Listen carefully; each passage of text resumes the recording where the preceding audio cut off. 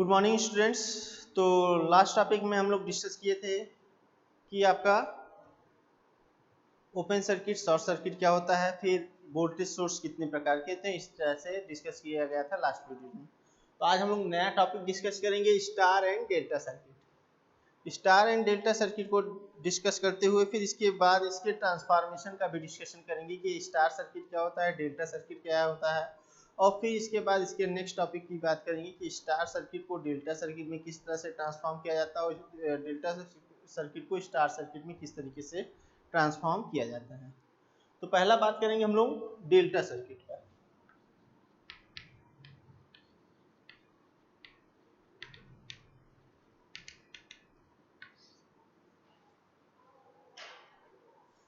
तो यहाँ पे डिफाइन करा जाएगा हम लोग डेल्टा सर्किट को, when three resistances R1, R2 and R3 are connected as in the form to make a closed mesh between them। क्या बताया जा रहा है, जब तीन resistance when three resistor R1, R2 and R3 are connected as in the form to make a closed mesh between them, that circuit is known as a delta circuit। तो कहने का मतलब जब तीन रजिस्टर इस तरीके से जुड़े हों आपस में कि उनके बीच में एक क्या बने, क्लोज मेश बने। क्लोज मेश किसको कहते हैं, जहाँ पे क्लोज पाथ हो। अब क्लोज पाथ क्या बताता है कि उस सर्किट में करंट का फ्लो हो रहा है, यानी सर्कुलेशन हो रहा है। तो तीन रेजिस्टेंस इस तरीके से जुड़े हैं। तो मान लीजिए एक तीन पॉइंट के बीच में ये रजिस्टर जुड़े हैं ए बी सी, एक आपका R1 है, दूसरा R2 है, तीसरा R3 है। तो इस तरीके से जो जुड़े होंगे, इस तरीके से तैयार सर्किट को हम लोग क्या कहते हैं, डेल्टा सर्किट। तो जरूरी नहीं है कि, अब आपको बताया गया मैथमेटिक्स में डेल्टा का सिंबल भी आपको ये बताया गया कि इस तरीके से डेल्टा को रिप्रेजेंट किया जाता है मैथमेटिक्स में। ठीक, तो अब बात करेंगे कि जरूरी नहीं कि इस फॉर्मेट में दिखेगा तभी आपको डेल्टा कहना है, ये जस्ट इसका अपोजिट हो।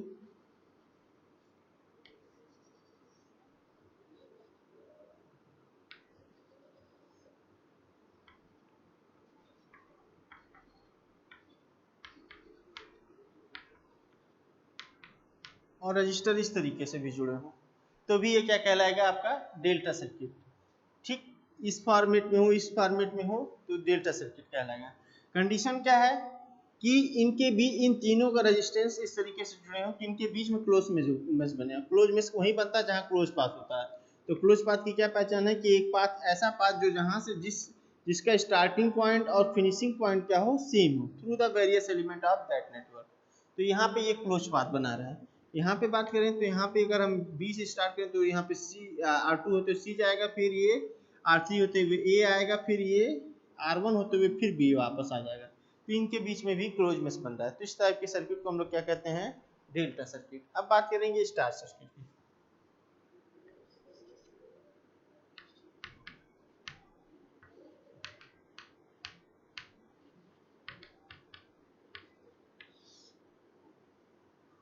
यहाँ पे स्टार सर्किट का सिंबल कैपिटल वाई होता है। स्टार सर्किट का सिंबल क्या होता है, कैपिटल वाई, और ये डेल्टा सर्किट का सिंबल होता है डेल्टा, जो मैथमेटिकली रिप्रेजेंट किया जाता है। अब बात करेंगे स्टार सर्किट की डिफिनीशन की। तो स्टार सर्किट को इस तरीके से हम लोग डिफाइन करेंगे, a circuit which have a three resistor RA, RB and RC are connected as in the form whose one terminal connected to a common point. That point is known as a common point as well as neutral point. That type of circuit is known as a star circuit. Clear? क्या बताया जा रहा है कि जब एक circuit में तीन रजिस्टर, जहाँ पे उन तीनों रजिस्टर को किस नाम से हम लोग जाना जा रहा है, RA, RB एंड RC के नाम से जाना है। जब किसी सर्किट में तीन रजिस्टर, जहाँ पे तीनों रजिस्टर के नाम क्या क्या है, RA, RB और RC, इस तरीके से आपस में जुड़े हों कि उनका एक छोर, क्या बताया जा रहा है कि उनका एक टर्मिनल या उनका एक छोर किसी एक कॉमन पॉइंट से जुड़ा हो।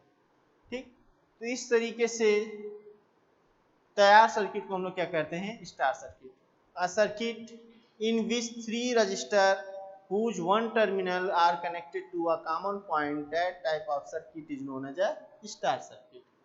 तो देखेंगे कि अगर हमको तीन रजिस्टर को जोड़ना होगा तो ये हमारा, हमने बताया ये स्टार सर्किट का सिंबल है, यानी कि तीन रजिस्टर आप इस तरीके से बनाएं, जो कैपिटल वाई का सिंबल हो, तो इस तरीके से बने सर्किट को हम लोग क्या कहते हैं, स्टार सर्किट। तो अगर ये आर ए है, ये आर बी है और ये आर सी है, तो इस तरीके से जुड़ा है। और कॉमन पॉइंट किसको कह रहे हैं, जहां पे एक कॉमन ये टर्मिनल, तीनों के एक टर्मिनल जुड़े हों, इसी को कह रहे हैं हम लोग कॉमन पॉइंट। इसको कहा जा रहा है कॉमन पॉइंट। तो जरूरी नहीं इस फॉर्मेट में दिखे तभी आपको स्टार कहना है, अगर सिम इस फॉर्मेट में भी दिखे,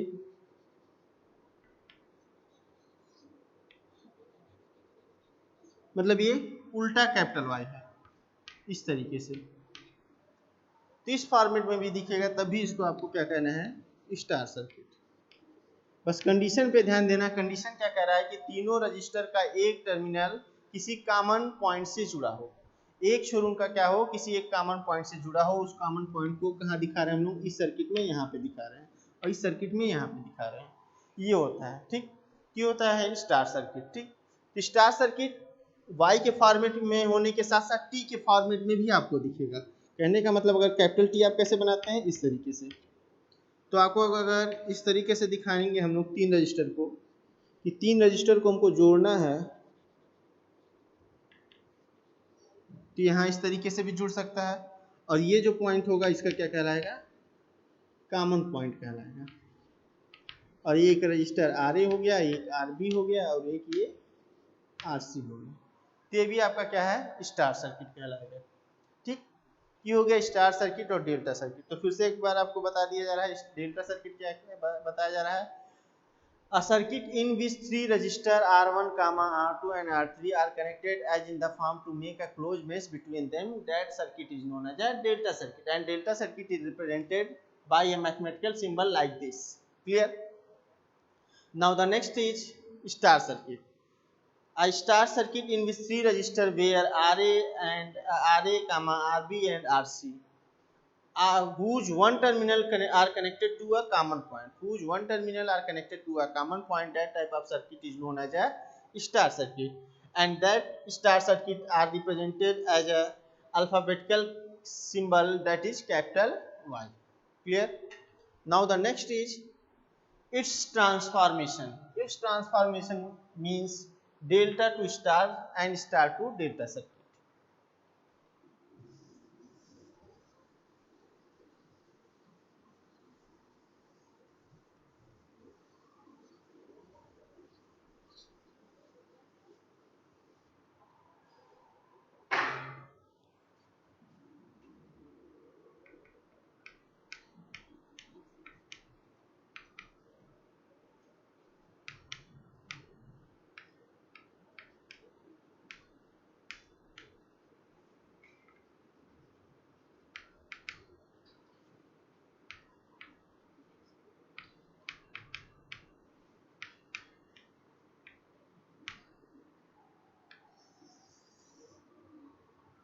Next is delta to star transformation and it's vice versa. तो पहले बात करेंगे कि इसका यूज कहाँ पड़ता है। ठीक, तो and the transformation of delta to star and star to delta circuit is used to simplify the complicated given network, as well as to calculate the value are equivalent in an unbalanced disk circuit. Clear? क्या बताया जा रहा है, star to delta या delta to star circuit transformation का use हम लोग किसी भी कॉम्प्लिकेटेड इलेक्ट्रिकल नेटवर्क को सिंप्लीफाई करने में किया जाता है, साथ ही साथ किसी अनबैलेंस व्हीट स्टोन सर्किट का आर इक्विवेलेंट, साथ ही साथ उसका समथिंग कैलकुलेशन सॉल्व करने के लिए किया जाता है। तो इसमें पहला डिस्कशन हम लोग करेंगे डेल्टा टू स्टार ट्रांसफॉर्मेशन का।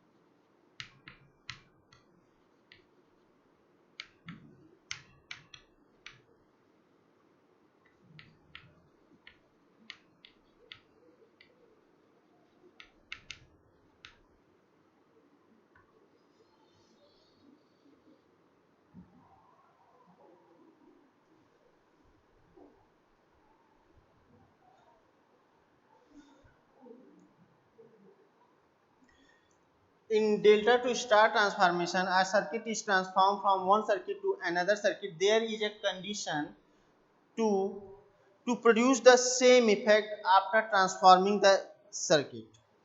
It means if any circuit are in delta and we have to convert in star, at that time when the circuit is transformed from delta to star, it means the circuit having the same effect as in the form of delta after transforming in star.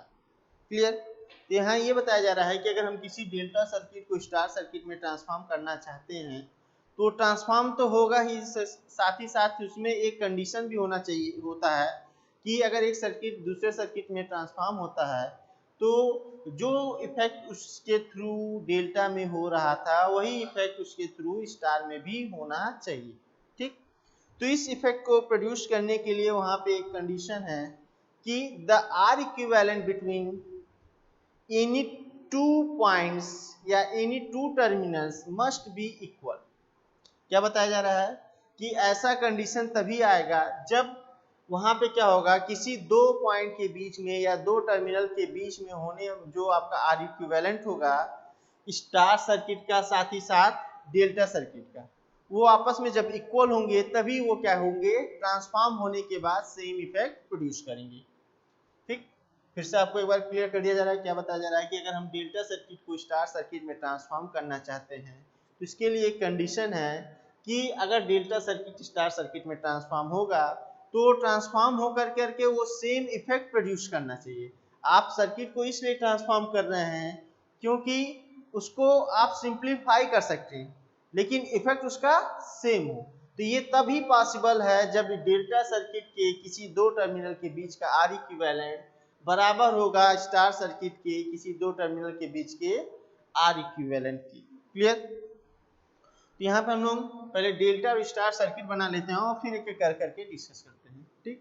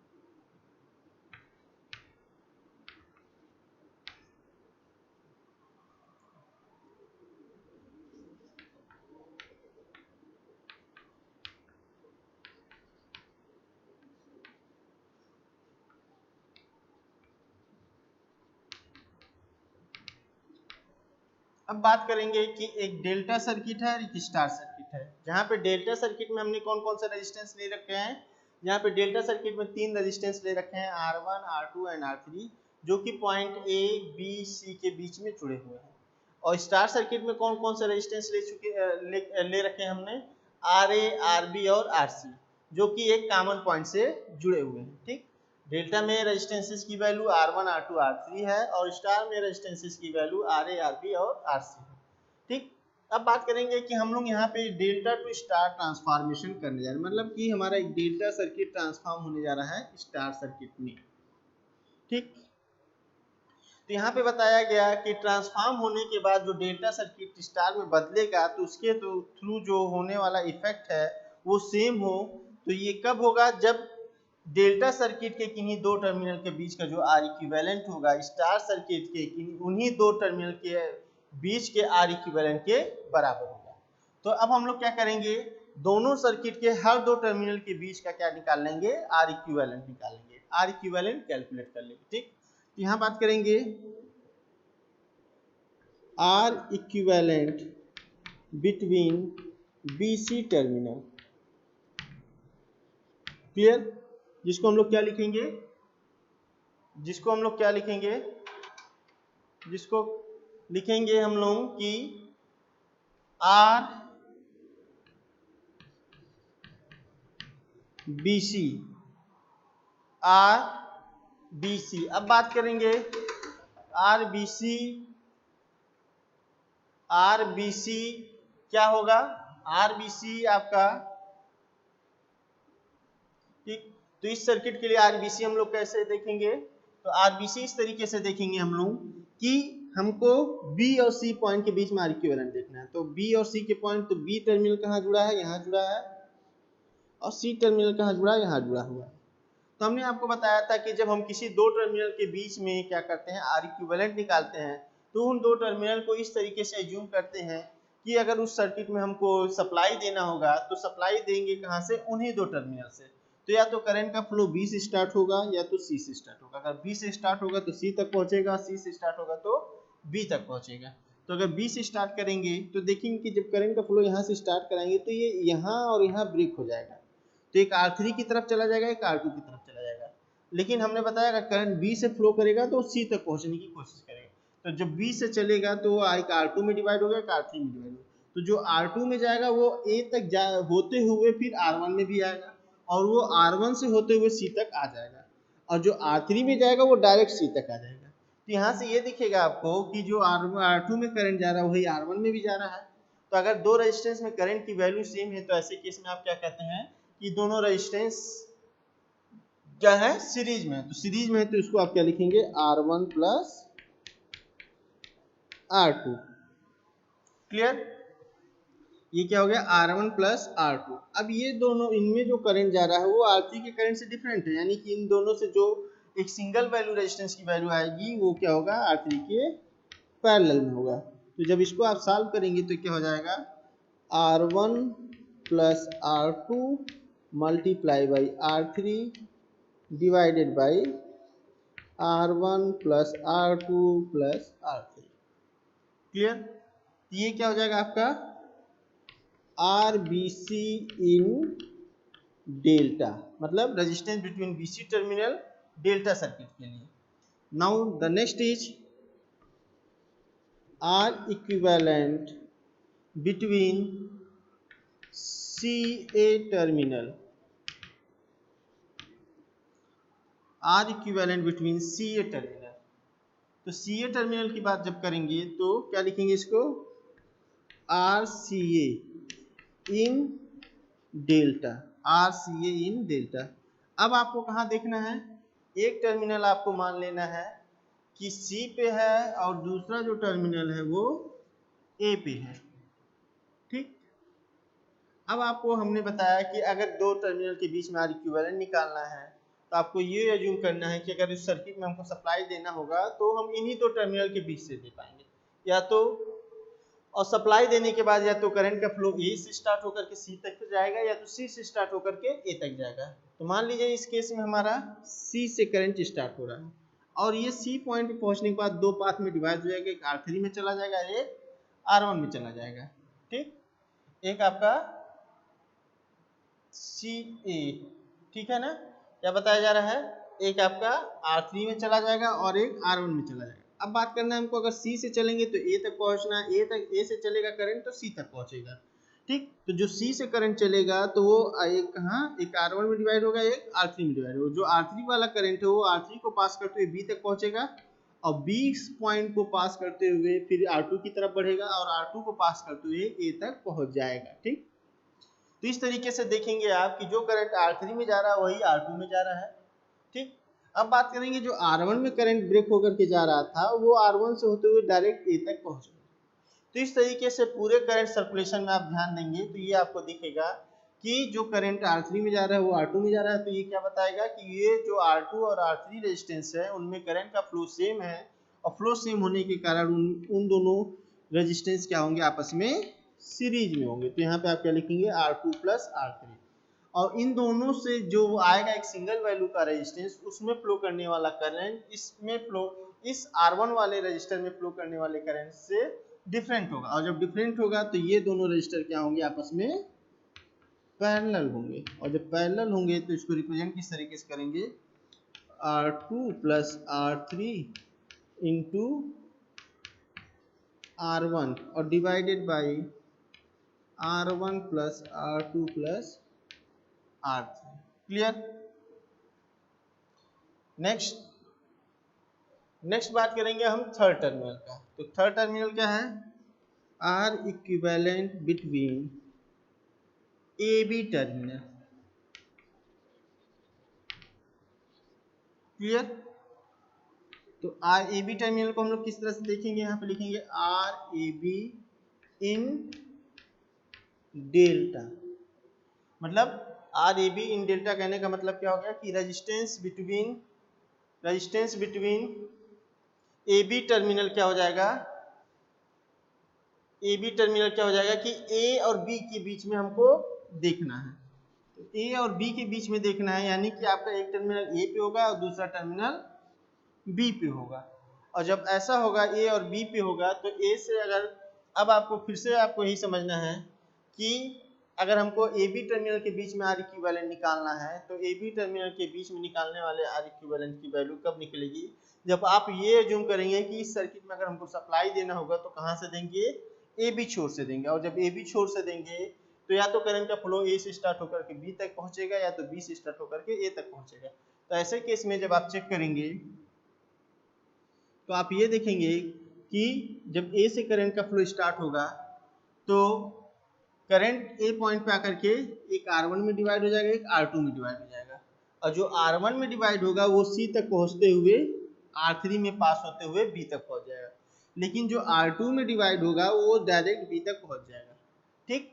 तो हमने बताया क्या कि जो current R1 में divide होगा वो R1 में क्या होगा? पास होते हुए C तक पहुंचेगा, C के से R3 की तरफ होते हुए B तक पहुंच जाएगा। और फिर जो R2 में ब्रेक हुआ था वो R2 को पास करते हुए डायरेक्ट B तक पहुंच जाएगा। तो इस तरीके से आपको दिखेगा कि R1 से जो करंट फ्लो हो रहा है वही R3 में जा रहा है। तो R1 और R3 में फ्लो करने वाला करंट की वैल्यू सेम है। और जब सेम होगी तो यानी कि वो दो रेजिस्टेंस आपस में क्या होंगे? सीरीज में होंगे। तो सीरीज में वैल्यू क्या करते हैं? आप सिंपली ऐड कर लेते हैं। यहाँ क्या लिखेंगे? R1 plus R2। अब बात करेंगे कि ये दोनों जो रेजिस्टेंस है जब ये सिंगल वैल्यू रेजिस्टेंस में चेंज हो जाएंगे तो इनमें फ्लो करने वाला करंट R2 में फ्लो करने वाले करंट की वैल्यू से अलग होगा। तो जब अलग होगा, अगर दो रेजिस्टेंस में करंट का फ्लो अलग अलग है तो वो दोनों आपस में क्या होते हैं? पैरेलल में होते हैं। तो parallel to R2। Parallel to क्या कहेंगे इसको? R2। इसको नेक्स्ट स्टेप में कैसे लिखेंगे? R1 plus R3 multiply by R2 divided by R1 plus R2 plus R3। Clear है? यहाँ पे आपको फिर से बता दिया जा रहा है कि ये दोनों रेजिस्टेंस क्या है? करंट की वैल्यू सेम है। तो R1 R3 सीरीज में हो जाएगा तो R1 प्लस R3 हो जाएगा। ये जब दोनों सिंगल वैल्यू रजिस्टर में चेंज हो जाएंगे तो इस सिंगल वैल्यू रजिस्टर में फ्लो करने वाला जो करंट है वो करंट R2 में फ्लो करने वाले करंट से डिफरेंट होगा। तो इसलिए इससे मिलने वाला वैल्यू R2 के पैरेलल में होगा। तो उसको नेक्स्ट स्टेप में लिखेंगे क्या? R1 plus R3 multiply by R2 divided by R1 plus R2 plus R3। Clear है? तो ये चीज हमारा डेल्टा सर्किट की तरफ मिलने वाले हर दो टर्मिनल के बीच का आर इक्विवेलेंट। अब बात करेंगे हम स्टार सर्किट की तरफ हर दो टर्मिनल के बीच मिलने वाले आर इक्विवेलेंट की। तो यहाँ भी कहेंगे R equivalent between BC terminal. ठीक। तो R equivalent between BC terminal की बात करेंगे तो यहाँ भी हम लोग पहले BC के लिए क्या लिखेंगे? RBC। अब यहाँ पे हम लोग स्टार का सिंबल बनाएंगे, इन स्टार। यहाँ पे जो RBC लिखे हैं ये इन डेल्टा है। अब यहाँ पे जो RBC लिखेंगे इन स्टार की बात करेंगे तो RBC इन स्टार। तो अब RBC इन स्टार की बात करेंगे तो एक B कहाँ है? यहाँ पे है। और C कहाँ है? यहाँ पे है। ठीक। तो अब हमको अगर दो टर्मिनल के बीच का आर इक्विवेलेंट निकालना है तो बार बार आपको यही स्टेप बताया जा रहा है कि आपको ये ध्यान देना है कि उन दोनों टर्मिनल को आपको इस तरीके से ध्यान देना है कि वो अगर सर्किट है तो अगर हम उस सर्किट में सप्लाई देना चाहेंगे तो उसी दो टर्मिनल के बीच में देंगे। तो जब उन्हीं दो टर्मिनल के बीच में सप्लाई देंगे तो या तो करंट का फ्लो B से स्टार्ट होकर C तक पहुंचेगा या C से फ्लो होकर स्टार्ट होकर के B तक पहुंचेगा। तो ऐसे केस में जो थर्ड टर्मिनल है A, जो आपको थर्ड टर्मिनल दिख रहा है A इन स्टार सर्किट, तो हमने आपको बताया था कि जब हमने ओपन सर्किट पढ़ा था, उसके बाद उसके बारे में आर इक्विवेलेंट बताया था। मतलब पिछले दो वीडियो, जो पिछला दो वीडियो है उनमें जब बात किया था, तो ये बात बताया था कि जो दो टर्मिनल के बीच में आपको आर इक्विवेलेंट निकालना है, बस उसको कंसीडर करेंगे। उसके अलावा जो थर्ड टर्मिनल होगा या फोर्थ टर्मिनल होगा, वो टर्मिनल क्या होगा, किस तरीके से बिहेव करेगा, वो टर्मिनल उस दो टर्मिनल के रिस्पेक्ट में ओपन सर्किट की तरह बिहेव करेगा। और ओपन सर्किट की तरफ पढ़ने वाले रेजिस्टेंस को आर इक्विवेलेंट कैलकुलेट करते टाइम हम लोग कंसीडर नहीं करते हैं। ठीक, तो अब बात करेंगे, जब हम बीसी देखेंगे तो यहाँ से अगर करंट का फ्लो स्टार्ट होगा तो आरबी होते हुए कॉमन पॉइंट तक आएगा। अब ये आरए और आरसी में डिवाइड होना चाहिए, लेकिन हमने बताया जब हम बीसी टर्मिनल कंसीडर करेंगे तो एक किसकी तरह बिहेव करेगा, ओपन टर्मिनल की तरफ। तो ओपन टर्मिनल की तरफ करंट नहीं जाएगा, यानी कि पूरा का पूरा करंट आरबी होते हुए कॉमन, फिर कॉमन से आरसी होते हुए सी तक आ जाएगा। तो यानी कि इस केस में आरबी और आरसी में करंट का फ्लो क्या होगा, सेम होगा। जब सेम होगा तो यहाँ पे क्या लिखेंगे, आरबी प्लस आरसी। ठीक, now the next is R equivalent between CA terminal। ठीक, तो CA टर्मिनल की बात करेंगे। अब CA टर्मिनल कहाँ है हमारा, C यहाँ पे है और A यहाँ पे है। तो अब आपको फिर CA टर्मिनल को इस तरह बिहेव करना है, जहाँ पे आपको ये समझना है कि अगर उस सर्किट में सप्लाई देना है तो हम सप्लाई या C और A के थ्रू ही दे सकते हैं। ठीक, तो जब C और A के थ्रू देंगे तो करंट का फ्लो या तो A से स्टार्ट होकर के C तक पहुंचेगा, या तो C से स्टार्ट होकर के A तक पहुंचेगा। फिर उसके रिस्पेक्ट में जो तीसरा टर्मिनल है, तीसरा टर्मिनल कौन सा, B, क्योंकि आप कौन सा देख रहे हैं, C और A देख रहे हैं, तो तीसरा कौन हो गया, B। तो जब इस टर्मिनल को देखेंगे तो तीसरा जो टर्मिनल होगा वो किसकी तरह बिहेव करेगा, ओपन टर्मिनल की तरफ फ्लो बिहेव करेगा। और ओपन टर्मिनल की तरफ करंट का फ्लो 0 होता है। तो अगर आप करंट का फ्लो ए से स्टार्ट करेंगे तो यहाँ पे आकर के कॉमन पॉइंट पे डिवाइड होगा, एक सी आरसी में एक आरबी में। तो होना चाहिए लेकिन होगा नहीं, क्योंकि ओपन टर्मिनल की तरह बिहेव करेगा तो पूरा का पूरा करंट इधर से पास हो जाएगा। तो यानी कि जो करंट आरए में जाएगा वो कॉमन पॉइंट होते हुए आरसी में भी जाएगा और आरसी होते हुए सी तक पहुंच जाएगा। तो यानी कि आरए में जो करंट चल रहा है वही आरसी में चल रहा है, तो दोनों जहाँ करंट की वैल्यू सेम, यानी कि किस की तरह बिहेव करेंगे, ये सीरीज सर्किट की तरह बिहेव करेंगे। तो ये क्या हो जाएगा, R C A in star is equal to RC plus RA. Clear? Now the next is R equivalent between AB terminal। तो अब बात करेंगे AB टर्मिनल के बीच में। अब हमको क्या करना है कि एक टर्मिनल कंसीडर करना है A और दूसरा कंसीडर करना है B। ठीक, अब आपको फिर वही बात बार बार बताई जा रही है कि अगर किसी दो पॉइंट के बीच में आर इक्विवेलेंट निकालना है तो उन दो पॉइंट को आप इस तरीके से एज्यूम करेंगे कि वहाँ पे कुछ सप्लाई, अगर सप्लाई देना चाहेंगे उस सर्किट में तो उन्हीं दो पॉइंट के बीच में या उन्हीं दो टर्मिनल के बीच में ही दे पाएंगे। तो जब ऐसा होगा तो करंट का फ्लो या तो ए से बी होगा या तो बी से ए होगा। तो जब ए से बी या बी से ए होगा तो क्या होगा, आपका अगर मान लीजिए बी करंट ए से चल के बी तक पहुंचेगा तो कॉमन पॉइंट पे आकर के ये आरबी और आरसी में डिवाइड होना चाहिए। लेकिन अब बात करेंगे कि जो दो टर्मिनल देख रहे हैं उनके अलावा जो तीसरा चौथा टर्मिनल होगा वो किसकी तरह बिहेव करेगा, ओपन टर्मिनल की तरफ बिहेव करेगा। तो उस साइड में पढ़ने वाला जो रेजिस्टेंस है इस टर्मिनल की तरफ आरसी, वो कंसीडर नहीं होगा जब हम आर इक्विवेलेंट कैलकुलेट करेंगे तब। तो जब ए से जो करंट चलेगा वो आर ए होते हुए कॉमन पॉइंट पे आएगा, फिर कॉमन पॉइंट के बाद आगे बढ़ने से आरबी होते हुए बी तक पहुंच जाएगा। तो देखेंगे जो करंट आरए में जा रहा है वही आरबी में जा रहा है। तो इस तरीके से आरए और आरबी में फ्लो करने वाला करंट की वैल्यू सेम है। जब सेम है तो ये दोनों किस तरीके से बिहेव करेंगे,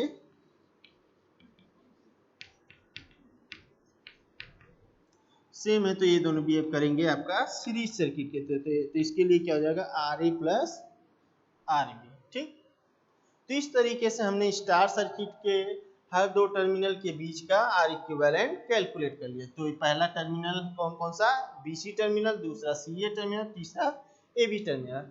अब हमारा डेल्टा के भी हर दो टर्मिनल के बीच का आर इक्विवेलेंट निकल आया, आरबीसी, आरसीए और आरएबी इन डेल्टा। और स्टार सर्किट के भी हर दो टर्मिनल के बीच का आर इक्विवेलेंट आ गया, RBC, RCA, RAB in delta, in star. ठीक, अब आपको बताया गया कि अगर एक सर्किट दूसरे सर्किट में ट्रांसफॉर्म होगा तो दोनों का इफेक्ट सेम हो, केवल सर्किट ट्रांसफॉर्म करने का पर्पज ये है कि सर्किट को सिंप्लीफाई कर रहे हैं आप, ना कि उसका इफेक्ट चेंज कर रहे हैं। तो सिंप्लीफाई करने के बाद इफेक्ट सेम हो तो ये तभी होगा जब हर दो टर्मिनल के बीच का आर इक्विवेलेंट सेम होगा। किन दो टर्मिनल का? सेम टर्मिनल के बीच का। मतलब अगर हम यहाँ का आर बी सी उठा रहे हैं तो यहाँ का भी आर बी सी उठाएंगे। ठीक, तो यहाँ पे लिखेंगे एच पर condition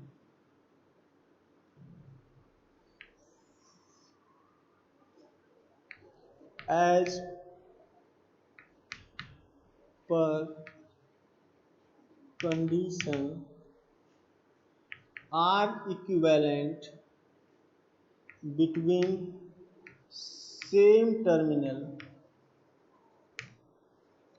between same terminal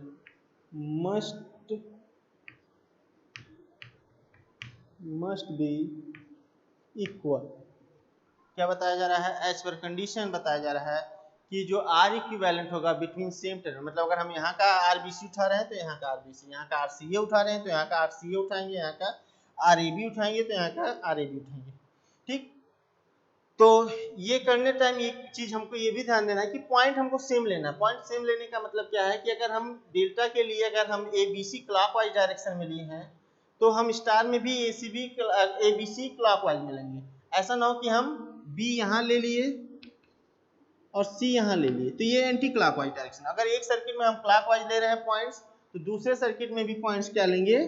clockwise लेंगे। तब ये आपका जो आर इक्विवेलेंट का जो कंडीशन है वो क्या करेगा? सेम इफेक्ट प्रोड्यूस करेगा। अब बात करेंगे क्या कि यहाँ का आरबीसी यहाँ के आरबीसी से मैच करा देंगे। तो लिखेंगे क्या? RBC in star is equal to RBC in delta. तो इसको मैच कराएंगे जब, तो ये आरबीसी इन स्टार क्या है हमारा? RB plus RC, RB plus RC. RBC in delta क्या है? ये हमारा क्या बता रहा है कि R1 plus R2 into R3। तो इसको मल्टीप्लाई करते हुए अगर लिख लें हम लोग तो क्या हो जाएगा? ये हो जाएगा R3R1 प्लस R2R3 और डिवाइडेड बाई क्या है? R1 plus R2 plus R3। Clear? ये हो गया हमारा पहला इक्वल कर दिया। अब दूसरा case RCA in star is equal to RCA in delta. अब दूसरे टर्मिनल को उठाएंगे, तो दूसरा टर्मिनल कौन सा है? RCA डेल्टा का और RCA स्टार का। तो RCA स्टार की वैल्यू क्या है? RC प्लस RA है, और डेल्टा की वैल्यू क्या है RCA में? ये है क्या? R2 plus R3 multiply by R1 divided by R1 plus R2 plus R3। तो मल्टीप्लाई करेंगे तो क्या हो जाएगा? R1 R2 plus R3 R1। यहाँ लिख लेंगे R1 R2 plus R3 R1 divided by, divide में क्या है? R1 plus R2 plus R3। इसको नोट कर लेंगे, R1 plus R2 plus R3। Clear? अब इसके बाद हमारा बचेगा थर्ड टर्मिनल। तो थर्ड कौन सा है आपका? A B. Third terminal pair कौन सा है? A B. तो यहाँ लिखेंगे क्या? R A B in star is equal to R A B in delta. Clear? तो R A B in star क्या लिखे आप? R A plus R B लिखे। तो यहाँ लिख लेंगे R A plus R B. अब R A B in delta क्या लिखे हैं आप? तो यहाँ देखेंगे कि R1 plus R3 multiply by R2 और divided by R1 plus R2 plus R3। तो R2 का इन दोनों मल्टीप्लाई कर लें तो पहला क्या हो जाएगा? R1 R2 और दूसरा क्या हो जाएगा? Plus R2 R3। तो यहाँ लिखेंगे R1 R2 plus R2 R3 और डिवाइडेड बाई क्या है यहाँ पे? R1 plus R2 plus R3।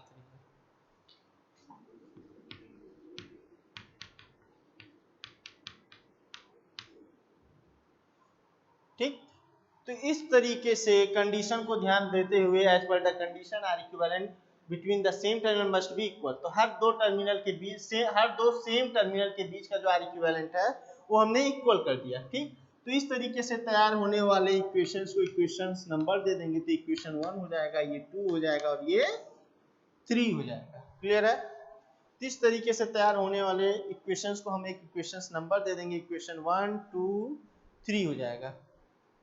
ठीक, तो इक्वेशन 1 2 3 हो जाएगा। तो अब आपको आगे क्या करना है कि इन इक्वेशंस को ऐड करना है। तो लिखेंगे on adding these equations, equation 1 and comma 2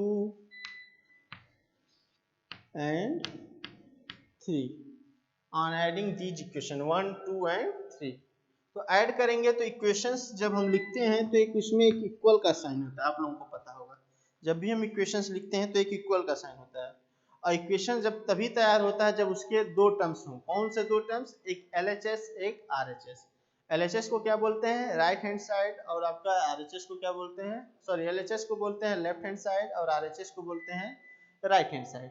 तो हम लोग ऐड होकर के आने वाले इक्वेशंस के बीच में जो सिंबल होता है इक्वल लगा लिए हैं। तो इसके अब इस इक्वल के LHS की बात करेंगे और RHS की बात करेंगे। तो जब LHS की बात करेंगे तो इन इक्वेशंस 1 का 2 का 3 का LHS देखेंगे। तो इक्वेशन 1 का LHS क्या है? RB प्लस RC है। ये क्या है? RB plus RC। इक्वेशन 2 का क्या है? RC प्लस RA है। इक्वेशन 3 का क्या है? RA प्लस RB है। ठीक, तो जब हम इनको ऐड करेंगे मतलब RB plus RC plus RC plus RA plus RA plus RB, तो जब ऐड करेंगे तो ये देखेंगे कि हर टर्म दो दो बार आ रहा है। तो देखिए यहाँ पे RC दो बार आ गया, यहाँ पे RA दो बार आ गया, और यहाँ का थर्ड का RB और फर्स्ट का RB दो बार आ गया। तो देखेंगे कि हर टर्म दो बार आ रहा है। तो जब ऐड करेंगे तो क्या हो जाएगा? 2RA plus 2RB plus 2RC हो जाएगा। और तो इस तरीके से जब हम लोग 2RA plus 2RB plus 2RC पे ध्यान देंगे तो दोनों में सब में क्या दिखेगा? तीनों में 2 कॉमन दिखेगा। तो इसको लिखेंगे क्या? 2 इंटू ब्रैकेट में RA plus RB plus RC दिखेगा। क्लियर है? ये हो जाएगा। अब बात करेंगे कि जब ये हो जाएगा 2RA plus RB plus RC, तो अब हमारे को हमको लेफ्ट साइड मिल गया। अब बात करेंगे राइट हैंड साइड की। तो राइट हैंड साइड की जब बात करेंगे तो यहाँ पे देखेंगे कि जो राइट हैंड साइड वाला टर्म है वो किस फॉर्म में है? फ्रैक्शन फॉर्म में है। और फ्रैक्शन फॉर्म में अगर कोई टर्म है तो उसको ऐड करने से पहले आपको बताया गया है, आपको ये ध्यान देना है कि जो डिनोमिनेटर टर्म है वो क्या होना चाहिए? वो टर्म आपका क्या होना चाहिए? सेम होना चाहिए। और जब डिनोमिनेटर टर्म सेम होगा तभी वो चीज ऐड होगा। तो हमको पहले इक्वेशन 1 2 3 पे ये ध्यान देना है क्या उनके डिनोमिनेटर टर्म सेम है। तो इक्वेशन 1 का डिनोमिनेटर टर्म देखेंगे वो क्या है? R1 plus R2 plus R3 है। इक्वेशन 2 का डिनोमिनेटर टर्म देखेंगे वो क्या है? R1 plus R2 plus R3 है। और इक्वेशन 3 का डिनोमिनेटर टर्म देखेंगे वो क्या है? R1 plus R2 plus R3 है। तो इस तरीके से देखेंगे तीनों इक्वेशंस का जो डिनोमिनेटर टर्म है वो सेम है, और जब सेम है यानी कि सिंपली ऐड हो सकता है। तो सिंपली ऐड हो सकता है तो पहले डिनोमिनेटर टर्म लिख ले रहे हैं। तो क्या हो जाएगा? R1 plus R2 plus R3 हो जाएगा। अब बात करेंगे क्या कि न्यूमरेटर टर्म को देखेंगे। तो न्यूमरेटर टर्म में देखेंगे यहाँ पे क्या है? R3 plus R3R1 plus R2 R3। अब इक्वेशन 2 का न्यूमरेटर टर्म देखेंगे यहाँ पे क्या? R1R2 plus R3R1। और इक्वेशन 3 का न्यूमरेटर टर्म में देखेंगे तो इसका क्या है? R1R2 plus R2R3। तो इस तरीके से इन तीनों इक्वेशंस को ऐड करना है। तो ऐड करने के टाइम में आपको ये दिखेगा कि हर टर्म दो दो बार है। तो जैसे यहाँ पे देखिए R3R1 यहाँ दिखा, और इक्वेशन 2 में भी दिखा R3R1, और इसके बाद यहाँ पे R1R2 दिखा 2 में, और यही चीज आपको 3 में भी दिख रहा है R1R2। और इसके बाद जो 3 में R2R3 दिख रहा है वो किस में दिख रहा है? इक्वेशन 1 में दिख रहा है R2R3। ठीक, तो जब तीनों इक्वेशंस को एक साथ ऐड करेंगे तो आपको क्या दिखेगा कि हर टर्म दो दो बार आ रहा है। तो जब दो दो बार आ रहा है तो यानी कि इक्वेशंस किस तरीके से हो जाएगा? किस तरह लिखेंगे? 2R1R2 plus 2R2R3 plus 2R3R1। तो जब इन तीनों टर्म में ध्यान देंगे तो तीनों टर्म में 2 कॉमन दिखेगा। तो 2 को हम कॉमन लेकर के लिख सकते हैं। तो 2 इंटू ब्रैकेट में R1R2 R2R3 R3R1। तो इस तरीके से हम लोग क्या कर सकते हैं? इस वैल्यूज को लिख सकते हैं। ठीक, जब इन वैल्यूज को हम लोग लिखेंगे तो अब आपका हमारा एक इक्वेशन, नया इक्वेशन तैयार हो जाएगा। ऐड होने के बाद इस नए इक्वेशन को एक नया नंबर दे देंगे, इक्वेशन 4। इस इक्वेशन को एक नया नंबर दे देंगे इक्वेशन 4, या तो नेक्स्ट स्टेप में इक्वेशन नंबर देते हैं, यहाँ पे ध्यान लिखेंगे क्योंकि यहाँ पे देखेंगे कि दोनों साइड में LHS में भी और RHS में 2 2 कॉमन है, तो 2 2 कैंसिल आउट हो जाएगा। तो नेक्स्ट स्टेप में ये क्या हो जाएगा, RA plus RB plus RC is equal to R1 R2 R2 R3 R3 R1 और divided by R1 plus R2 plus R3। अब यहाँ पे इक्वेशन नंबर दे देंगे 4। तो ऐड होकर के आने के बाद जो नया इक्वेशन तैयार होगा वो इक्वेशन नंबर क्या कहलाएगा, 4 कहलाएगा। और इक्वेशन 4 तैयार होने के बाद अब आपको डेल्टा से स्टार में ट्रांसफॉर्म होने के बाद जो वैल्यू मिलेगी वो किस फॉर्म में मिलेगा, वो किस के रिस्पेक्ट में मिलेगा, RA RB RC के रिस्पेक्ट में मिलेगा। क्योंकि डेल्टा में वैल्यू क्या है, R1 R2 R3 है और स्टार में वैल्यू क्या है, RA RB RC है। तो जब डेल्टा से वैल्यू किसमें स्टार में चेंज होगा तो वो किसके रिस्पेक्ट में मिलेगा, RA RB RC के रिस्पेक्ट में मिलेगा, ठीक। और लेकिन किस फॉर्म में देगा, तो किस फॉर्म में देगा, R1 R2 R3 के फॉर्म में देगा। तो आपके सामने 4 इक्वेशन तैयार हो गए, इक्वेशन 1 2 3 और 4, ठीक। तो इन इक्वेशन से ही आपको क्या मिल जाएगा कि अगर डेल्टा जो R1 R2 R3 है जब स्टार में चेंज होगा, RA RB RC के फॉर्म में चेंज होगा, तो RA की वैल्यू क्या होगी, RB की वैल्यू क्या होगी, RC की वैल्यू क्या होगी, वो आपको दिखेगा, ठीक। तो अब आगे स्टार्ट करने से पहले इसको हम लोग थोड़ा सा इरेज कर करके देखेंगे। तो यहाँ पे देखेंगे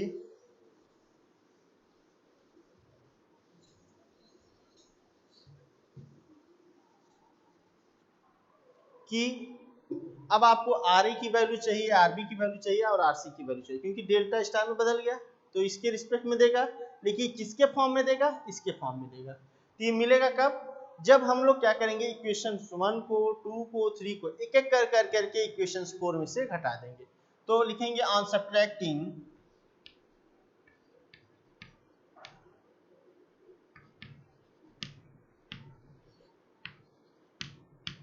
इक्वेशन 4 माइनस 1, 4 माइनस 1 करेंगे। तो फिर बात करेंगे कि एक इक्वेशन तभी तैयार होगा जब उसके बीच में इक्वल साइन होगा। तो एक इक्वल साइन के दो टर्म्स होते हैं, एक LHS एक RHS।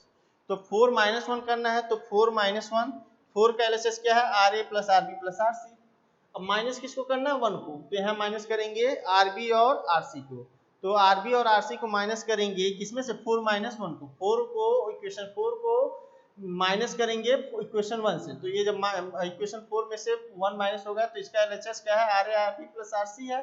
तो यहाँ क्या है, RB प्लस RC। तो ये क्या हो जाएगा, कैंसिल हो जाएगा। तो बचेगा कि यहाँ पे LHS में RA बचेगा। तो क्या लिखेंगे, RA इज इक्वल टू, अब बात करेंगे राइट हैंड साइड की। तो राइट हैंड साइड 4 का भी और 1 का भी दोनों किस फॉर्म में है, फ्रैक्शन फॉर्म में। और फ्रैक्शन फॉर्म में आपको बताया गया कि कोई भी डाटा ऐड या सब्ट्रैक्ट तभी होता है जब उनका क्या होगा, डिनोमिनेटर टर्म सेम होगा। तो इसका डिनोमिनेटर टर्म मिला लेते हैं। 4 का क्या है, R1 plus R2 plus R3 है, 1 का क्या है, ये भी R1 plus R2 plus R3 है, यानी कि ये इजीली ऐड और सब्ट्रैक्ट हो सकते हैं। तो हम लोग पहले क्या करेंगे, इसका डिनोमिनेटर टर्म लिख लेंगे। इसका डिनोमिनेटर टर्म क्या कह रहा है, R1 है प्लस R2 है प्लस R3 है।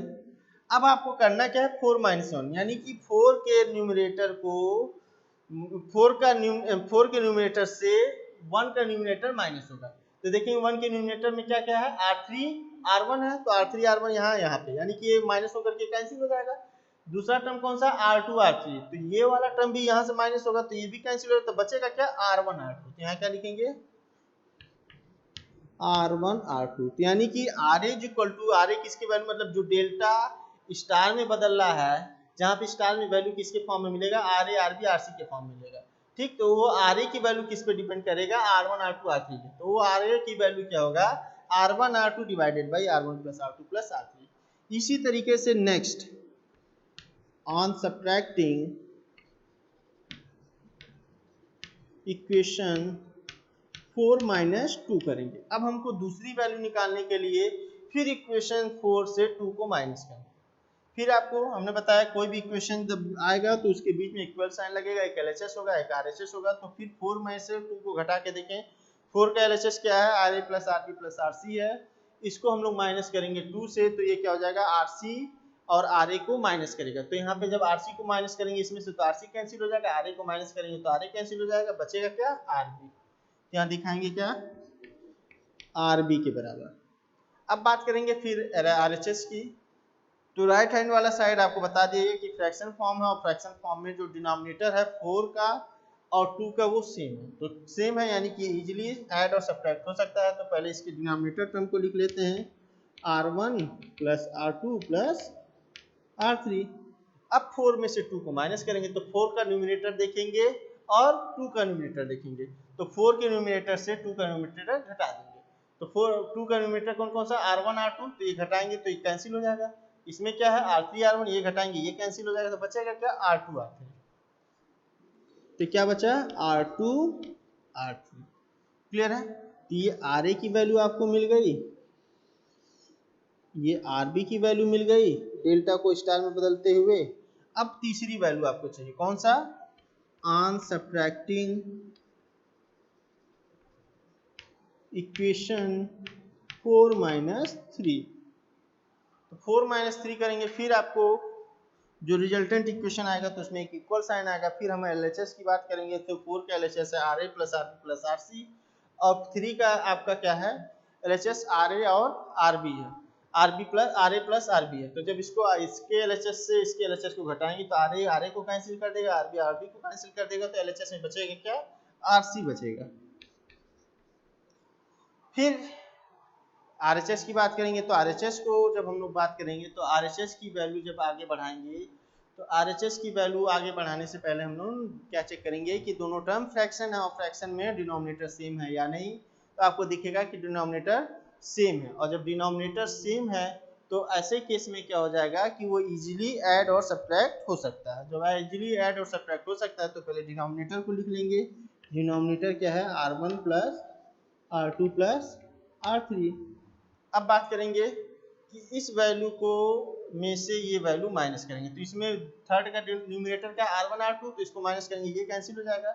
और कौन सी वैल्यू है R2 R3, इसको माइनस करेंगे ये कैंसिल हो जाएगा, तो बचेगा क्या R3 R। तो इस तरीके से जो RC की वैल्यू आ गया वो क्या आ गया R3 R1 divided by R1 plus R2 plus R3। ये वैल्यू यानी कि एक डेल्टा सर्किट जब स्टार में बदलेगा तो वहाँ पे RA RB RC की वैल्यू ये होगा। पहला होगा RA is equal to R1 R2 divided by R1 plus R2 plus R3। दूसरा होगा RB equal to R2 R3 divided by R1 plus R2 plus R3। और तीसरा होगा RC is equal to R3 R1 divided by R1 plus R2 plus R3।